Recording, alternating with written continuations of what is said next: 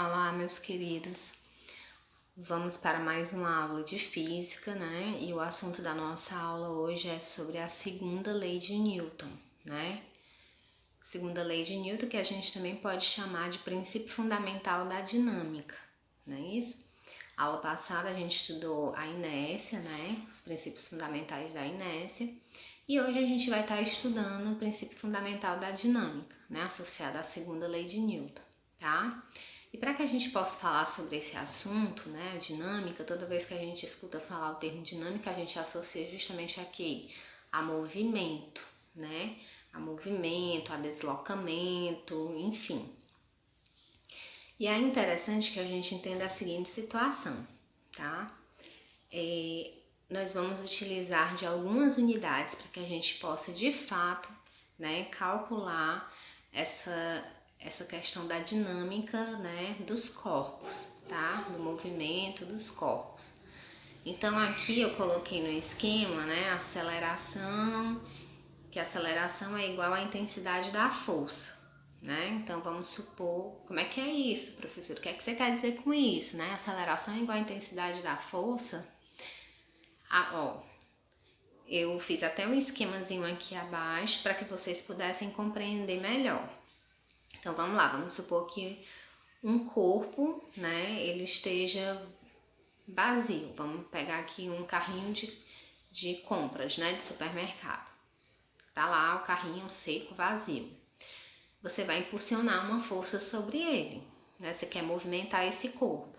Você vai colocar uma força sobre ele. A intensidade dessa força que você colocar, certo? Ela vai ser compatível à aceleração que esse corpo vai sofrer, tá?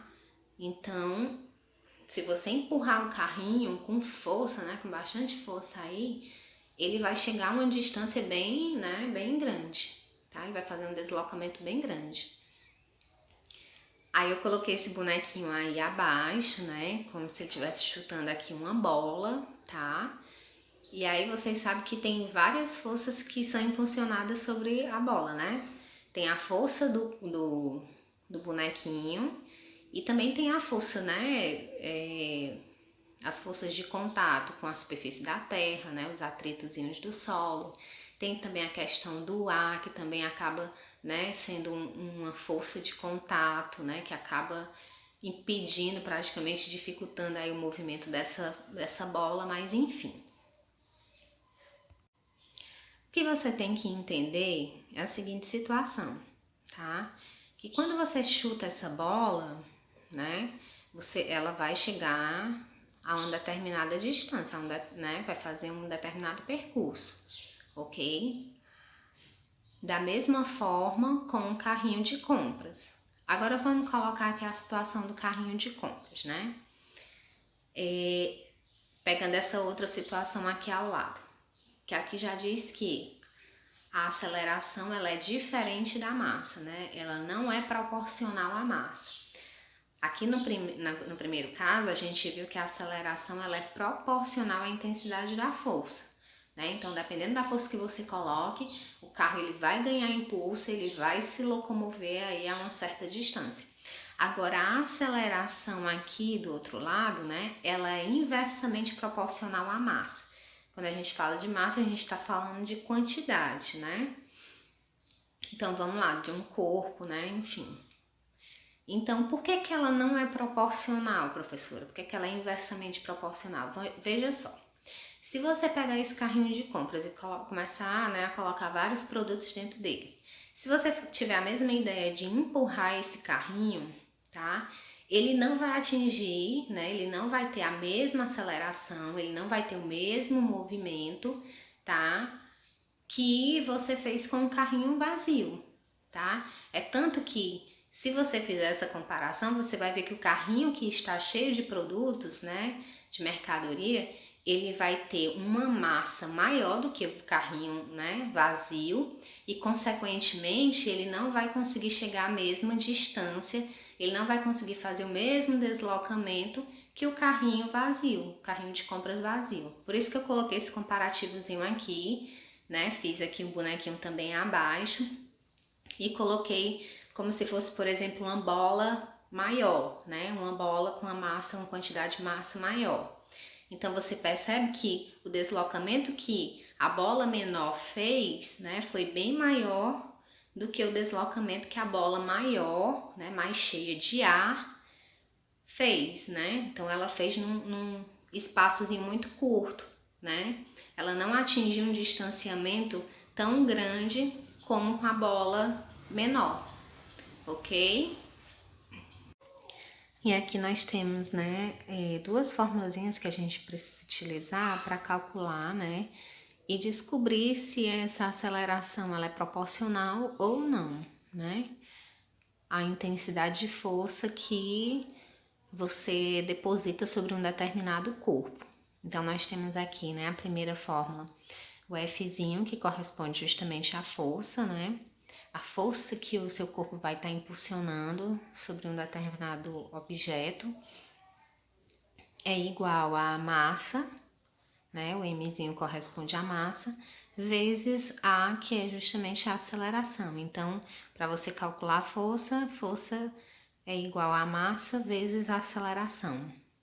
E esse Pzinho aqui, essa outra fórmula, nós temos esse Pzinho aqui que corresponde justamente à força-peso, que nós associamos justamente a essa força gravitacional, né, que o corpo sofre em relação à Terra. Então, para a gente estar em contato com o solo diretamente, nós sofremos uma força gravitacional. Então, para você descobrir essa força-peso, né, que é justamente essa força de contato, P é igual a massa vezes a gravidade, certo?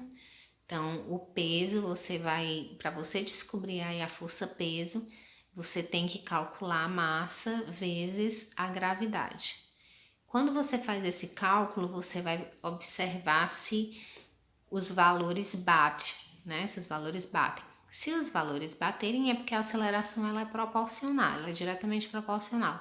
Se não, é porque essa aceleração ela é inversamente proporcional à intensidade de força que você coloca sobre um determinado corpo, ok?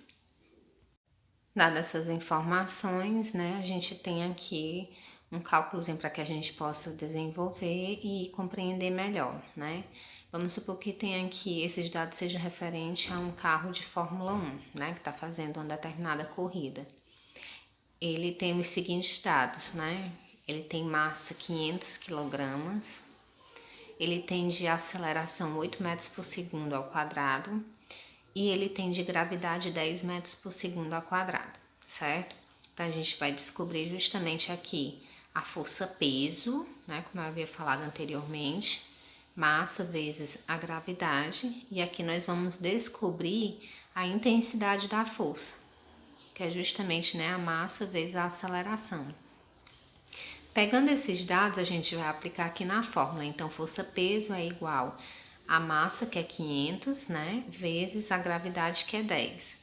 Aí você faz o cálculozinho, né, da multiplicação. 500 vezes 10, nós vamos ter aqui de força-peso, né, 5.000 newtons, tá? Passando aqui para outra situação, nós vamos perceber aqui o cálculo, né, nós vamos desenvolver o cálculo da intensidade da força. Então, você vai pegar o valor da massa, que é 500, vezes a aceleração, que é 8. Então, nós vamos perceber o quê? Que aqui a intensidade da força dá 4.000 newtons, tá?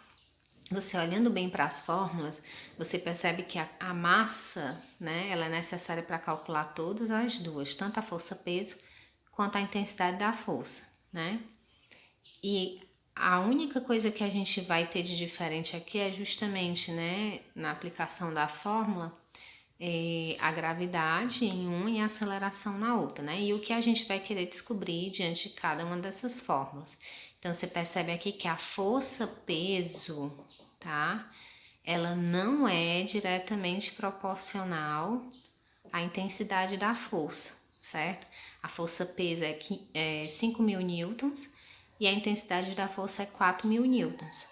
Então, consequentemente, essa vai ser, né, a força que vai ser impulsionada pelo corpo e essa aqui é a força-peso que ele vai apresentar, ok? Então, os valores não batem, tá? Então, eles são inversamente o quê? Proporcionais. tá certo? Ok? Espero que tenha ficado compreendido, né? Será encaminhada algumas questões para que vocês possam aplicar, praticar, executar e entender que quando um corpo ele vai aumentando a sua massa, né?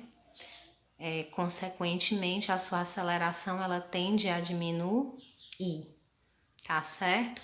É basicamente isso que vocês precisam entender no princípio fundamental da dinâmica, né? Correspondente à segunda lei de Newton, ok?